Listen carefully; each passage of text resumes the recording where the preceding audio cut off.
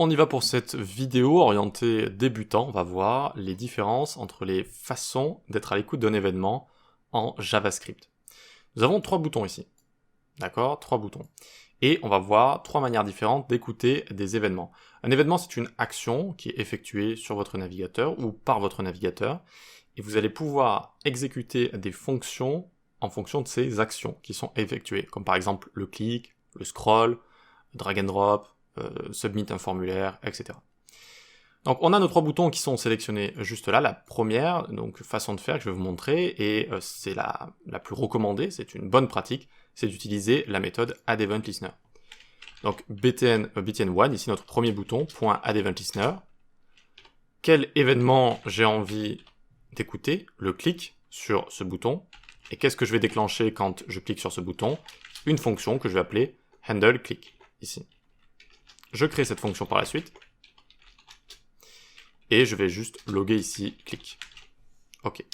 On va zoomer un petit peu nos boutons qu'on a là, histoire d'y voir un petit peu mieux. Hop. Donc pour l'instant, je l'ai mis sur btn1, sur le premier bouton. Donc je clique ici, et j'ai bien clic qui fonctionne. D'accord? Alors pourquoi c'est une façon de faire qui est recommandée? Eh bien, parce qu'on peut déjà rajouter plusieurs écouteurs d'événements, si on le souhaite. Hop. Ici, regardez, je clique, et j'en ai rajouté deux. J'ai clic 1 et clic 2, si vous voulez. Hop, on voit bien clic 1 et clic 2. Je peux en rajouter autant que je veux, ce qui est assez pratique. Même si on fait pas ça tous les jours, mais c'est quand même assez pratique. Ensuite, addEventListener possède des options supplémentaires. On va pas faire une vidéo complète sur addEventListener, mais on peut gérer le système de propagation des événements. On peut gérer aussi si on a envie d'exécuter l'événement une seule fois ou pas. Bref, ça apporte des options supplémentaires qui sont pas tout le temps utiles entre nous, mais voilà, pourquoi pas. Ensuite, on peut loguer l'objet d'événement E ici assez facilement, contrairement à une autre façon de faire qu'on va voir plus tard.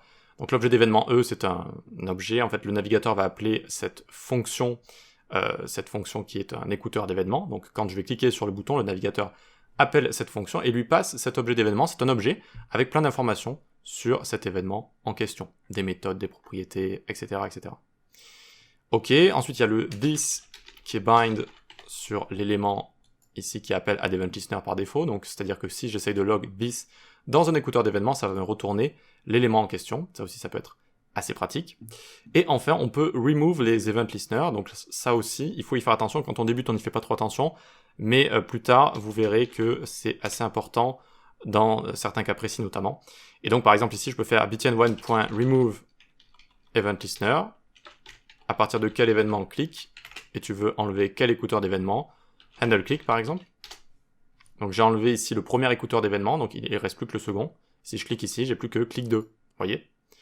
Donc le fait de remove comme ça des event listeners peut être pratique si vous créez des éléments, vous en enlevez, si vous rajoutez des event listeners également, parce que c'est vrai que créer et enlever des événements en général, ça va se faire collecter de toute façon. Si parfois on rajoute des événements globaux ou ce genre de choses, il faut faire attention aux event listeners qu'on a.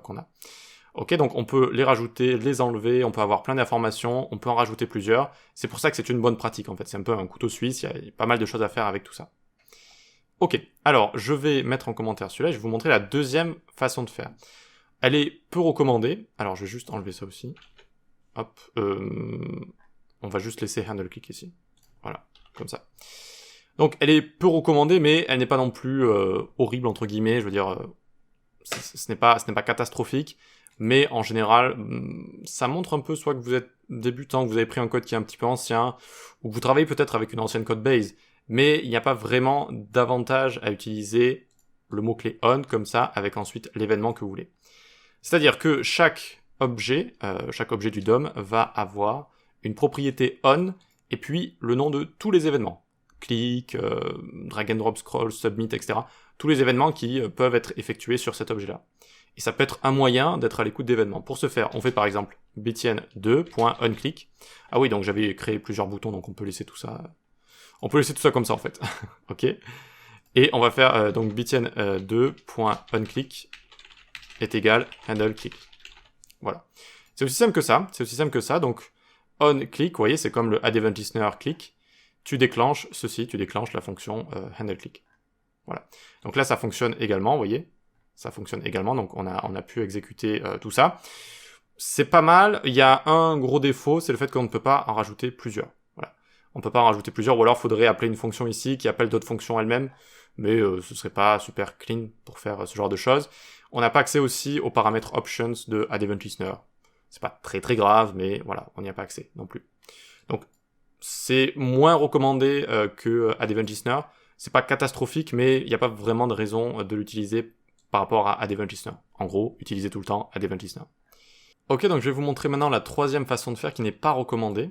C'est d'utiliser un écouteur d'événements en HTML, comme ça, de le mettre en place directement en ligne en HTML. Donc on écrit onClick est égal, et là je vais placer handleClick avec les parenthèses ouvertes et fermées. Donc pourquoi on ne fait pas ça? Parce que on ne mélange pas l'HTML et le JS, ça crée un code qui est dur à débugger. Bon là évidemment il n'y a pas trop de code donc ça va, mais retrouver les fonctions qui sont exécutées par rapport à tout ça, c'est rapidement complexe et c'est dur à maintenir et à débugger. On pourrait se dire, mais les frameworks JS, ils ressemblent pas un petit peu à ça? Ils n'ont pas des on, click, etc., etc. Visuellement, oui, mais de deux choses l'une, on est tout le temps en JS, par exemple, avec React, par exemple. On est dans une fonction avec du JSX, certes, qui ressemble à de l'HTML, mais on reste en JS. Et sous le capot, ça va utiliser Add Event Listener, avec de la propagation d'événements, etc. Ça n'utilisera pas comme ça des écouteurs d'événements en ligne en HTML. Pas du tout. Ça, c'est sûr que ça ne fait pas ça. Ensuite, quand on fait ça, on a des difficultés à utiliser this, le mot-clé this, ou alors l'objet d'événement. Il faut faire des manipulations avec des props qui sont dépréciés.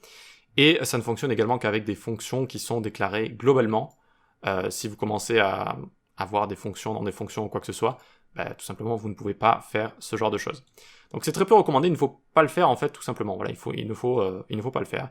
Et voilà, je voulais quand même montrer, au cas où, mais ne le faites pas. C'est assez simple, hein, finalement, la règle, c'est de tout le temps utiliser Add Event Listener, mais j'avais envie de vous parler un petit peu des différences, comme ça. Voilà. Donc, utilisez tout le temps Add Event Listener.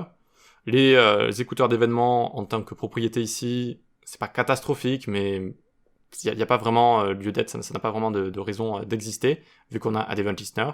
Et pour ce qui est comme ça de l'écoute d'événements en HTML, il ne faut pas le faire, tout simplement. Il ne faut pas le faire. Voilà pour ça, rendez-vous sur le Discord, la newsletter et les plateformes d'e-learning. On se dit à la prochaine, ciao.